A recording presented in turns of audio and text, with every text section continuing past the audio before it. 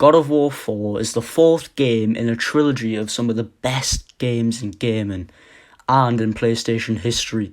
The game sold 10 million copies and made a whopping 1.3 million quid. What the hell?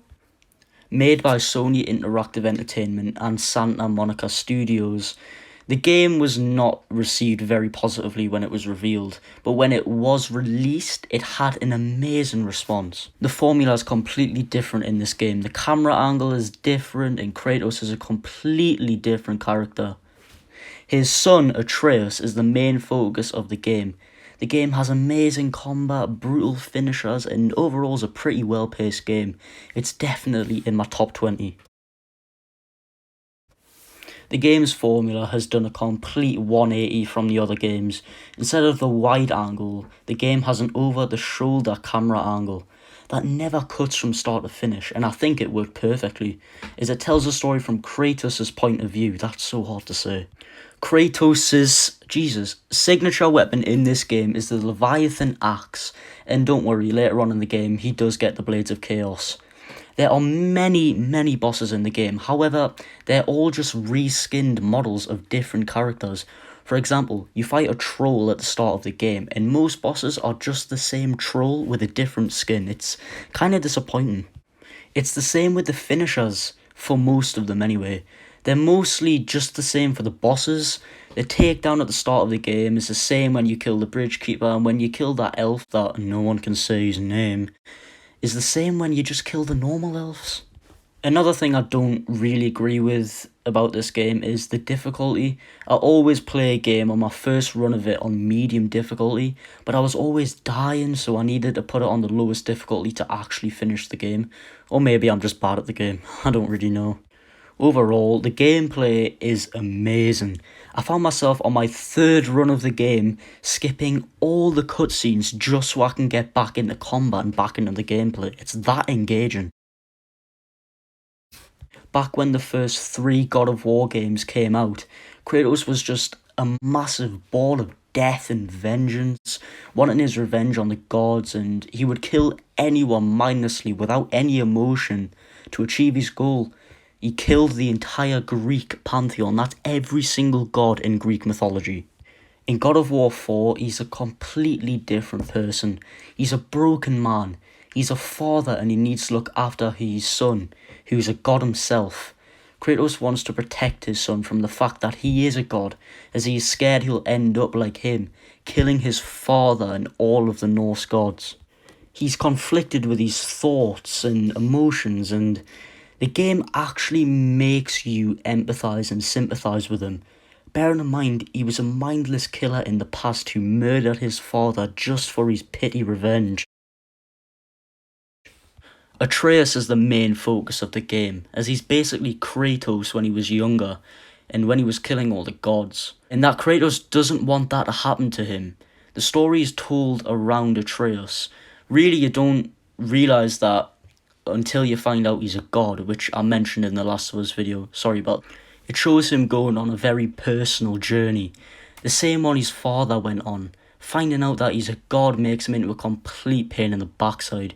He never listens to his father, and like I said in my Last of Us video, the control is taken away from you, showing that he feels as he is a god, he can do whatever he wants.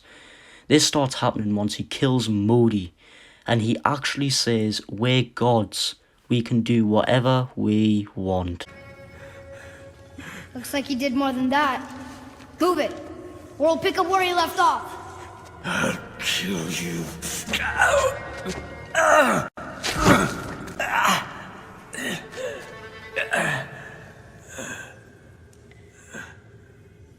No.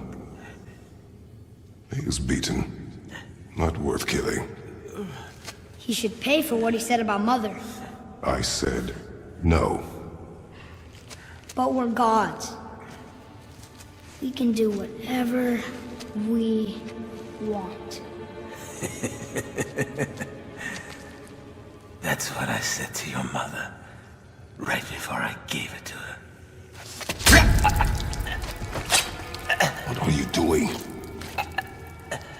This is a much better knife than Mother's.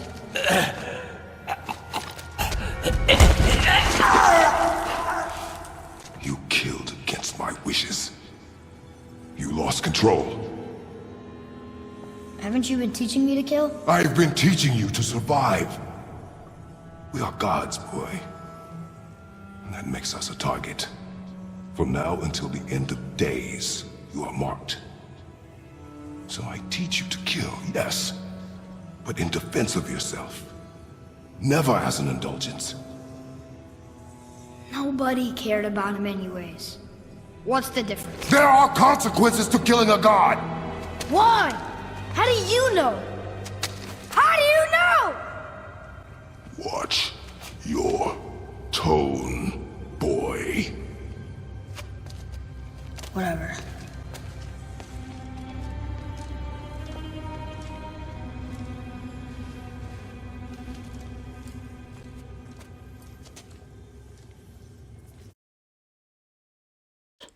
The game has taken its focus away from Greek mythology and to Norse mythology. It shows you the 9 realms and teaches you a history lesson on the way. The main antagonist of the game is Balder, Odin's son, brother of Thor. As he's looking for Kratos'... I can never say that. As he's looking for Kratos'... Oh, you get it. As he's looking for his wife because she was a giant and the only one left alive in Midgard, and the only one who knew how to get to Jotunheim, the realm of the giants. The art and set pieces are amazing in this game. Instead of the fiery pits of hell, you have the cold, snowy pits of hell. With 1 L, by the way. Apparently you spell hell in Norse mythology with 1 L.